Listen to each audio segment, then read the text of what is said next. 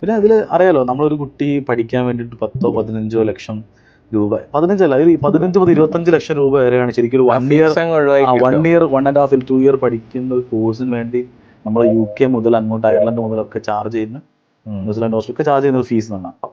ഇത് നമുക്ക് ഫ്രീ ആയിട്ട് കിട്ടും. അത് ഗവൺമെന്റ് ശരിക്കും ഫണ്ട് ചെയ്യണം, സ്റ്റേറ്റ് ഫണ്ടഡ്, അല്ലെങ്കിൽ ആ ഒരു പർട്ടിക്കുലർ ജർമ്മനിലെ സ്റ്റേറ്റ് ഫണ്ട് ചെയ്യണം. പക്ഷെ അവർ ചെറിയൊരു സെമസ്റ്റർ കോൺട്രിബ്യൂഷൻ എന്ന് പറഞ്ഞിട്ട് ചെറിയൊരു ഫീസ് സെമസ്റ്ററിൽ ചാർജ് ചെയ്യുന്നുണ്ടോ. കാരണം അത് ശരിക്കും ഒരു ഇന്ത്യൻ മണി ഒരു 30,000 50,000 പല യൂണിവേഴ്സിറ്റി പല രീതിയിലാണ്. എന്നാലും ഒരു ആവറേജ് 200-300 euro ഒക്കെ ചാർജ് ചെയ്യുന്നത് ചെറിയ വളരെ ചെറിയ. പക്ഷെ അതൊരിക്കലും കമ്പയർ ചെയ്യുമ്പോൾ ഒരു വലിയ എമൗണ്ട് അല്ല. അപ്പൊ ഞാൻ പറഞ്ഞതെന്ന് വെച്ചാൽ ഇതാണ്, ജർമ്മനി എന്തുകൊണ്ടും അടിപൊളിയാണ് കിട്ടിക്കഴിഞ്ഞാൽ. കാരണം ഇതുകൂടി ഒരു അക്കാദമിക് ഓറിയന്റഡ് ആയിട്ട് റിസർച്ച് മെന്റാലിറ്റി ഒക്കെ ഉള്ളത്, പഠിച്ചു കഴിഞ്ഞാൽ നമുക്ക് അവിടെ തന്നെ ഒരു നല്ല അതായിട്ട് ബന്ധപ്പെട്ട ജോലിയൊക്കെ കണ്ടെത്താൻ ഒക്കെ താല്പര്യമുള്ള, ക്ഷമയോടെ കൂടി പഠിക്കാനൊക്കെ ഇൻട്രസ്റ്റ് ഉണ്ടെങ്കിൽ ബെസ്റ്റ് ഓപ്ഷനാണ് പബ്ലിക് യൂണിവേഴ്സിറ്റി.